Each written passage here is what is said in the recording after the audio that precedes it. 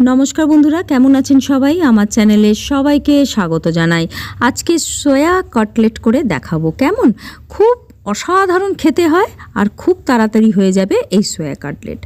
আর এটা বাড়িতে যে কোনো অনুষ্ঠানে, যে কোনো বিকেলবেলা চায়ের সাথে ভীষণ ভীষণ ভালো লাগে। বাচ্চাদের তো একদম দারুণ লাগবে খেতে এটা। তো দেখো, প্রথমেই সোয়া চাংসগুলো আমি কী করেছিলাম, গরম জলে ভিজিয়ে রেখেছিলাম 10 মিনিটের জন্য। তারপরে একদম জলটাকে একদম চিপে ফেলে দিয়ে তারপরে এটাকে একদম গ্রাইন্ড করবো। আচ্ছা, গ্রাইন্ডটা কিন্তু পেস্ট হবে না। কেন বলছি?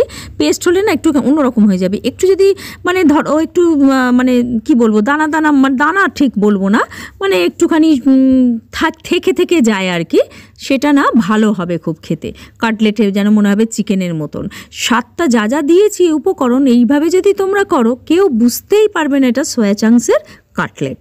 তো দেখো এইরকম করে নিয়েছি, গ্রেট করে নিলাম। এরপর দেখো আলু সেদ্ধ করে গ্রেট করে নিয়েছি। আলু কিন্তু চটকাইনি, আমি গ্রেট করেছি। পেঁয়াজ দিলাম কুচি করে একদম, কাঁচা লঙ্কা দিয়েছি কুচি করে, রসুন দিয়েছি কুচি করে, মাপ পরিমাপ সব আমি ভিডিওতে দিয়ে দিয়েছি। ধনে পাতা দিয়েছি কুচি করে, হ্যাঁ একদম কুচি করে। পাতিলেবুর রস দিয়েছি। তোমাদের কাছে যদি পাতিলেবু সেই সময় বাড়িতে না থাকে তাহলে তোমরা আমচুর পাউডারও দিতে পারো। এখানে চিলি ফ্লেক্স বাড়িতে তৈরি করা, সেটা দিলাম। এখানে দেখো দিচ্ছি চালের গুঁড়ো দিয়েছি, ময়দা দিয়েছি আর কর্নফ্লোর দিয়েছি, হ্যাঁ দিয়ে আর এখানে একটু তো লবণ দিতেই হবে আন্দাজ মতন। সেটা দিয়েও একটু মুখে ফেলে দেখে নেবে যে কম বেশি হলো কি না, সেই মতন দিতে হবে। পার্সলে দিয়েছিলাম মোটামুটি 1 চামচ মতন। এই পার্সলে যে পাউডার মতন পাওয়া যায়, খুব ভালো একটা না স্মেল আসে। যদি তোমাদের কাছে এটা না থাকে তাহলে তোমরা না পেঁয়াজ পাতা যদি থাকে দিতে পারো, বা তোমরা ধনে পাতা দিয়েও কাজ চালাতে পারো, তাতে কোনো অসুবিধা হবে না। কিন্তু পার্সলে পাতা যে এই যে গুঁড়ো পাওয়া যায় আর কি, এটা না ভীষণ ভালো একটা আলাদা স্বাদ এনে দেয়।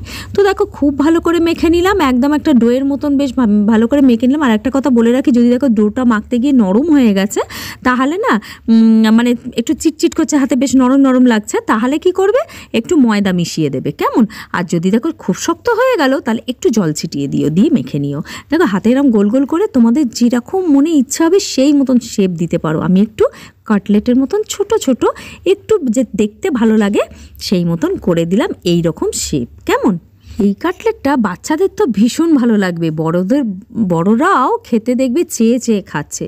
চায়ের সাথে বলো, বা ধরো কেউ গেস্ট এলো বাড়িতে, বা কারোর বাড়ি যাচ্ছ, এরম করে নিয়ে যেতেই পারো, বা কেউ গেস্ট এলে তাকে খাওয়াতেই পারো, দারুণ লাগবে খেতে। আর সত্যি বলছি ভীষণ ভীষণ ভালো হয়েছিল। তোমরা এটা ঠিক এইভাবে করে দেখো, কোনো ডিম বা ব্রেড ক্রাম্বস কিচ্ছু লাগবে না, একদম মুচমুচে যেরকম কাটলেট হয় ঠিক সেই মতন তৈরি হয়ে যাবে, এই মতন যদি তোমরা করো। তো বন্ধুরা দেখো, এই মতন সম্পূর্ণ আমি যতগুলো হয়েছিল এরকম শেপ দিয়ে করে নিলাম। একসাথে করে নিলে না খুব সুবিধা হয়। আর যখনই যে থালায় রাখবেন, একটু ময়দা আটা যেটা দিয়েই কাজ করো না কেন, একটু ছড়িয়ে তারপরে এই যেগুলো আর কি বানাচ্ছ সেইগুলো রেখো, তাহলে না চিপকে যায় না। ব্যাস তেল গরম করে বাদামি রং করে ভেজে নাও, একদম অসাধারণ তৈরি হবে কাটলেট। তোমরা কিন্তু এরকম যেরকম আমরা fish cutlet, chicken cutlet, mutton cutlet এরকম করি না, অন্যরকম চ্যাপটা চওড়া সাইজের, সেরকমও করতে পারো। সেটাও কিন্তু ভীষণ ভালো লাগবে, কেউ বুঝতে পারবে না, এটা আমার গ্যারেন্টি।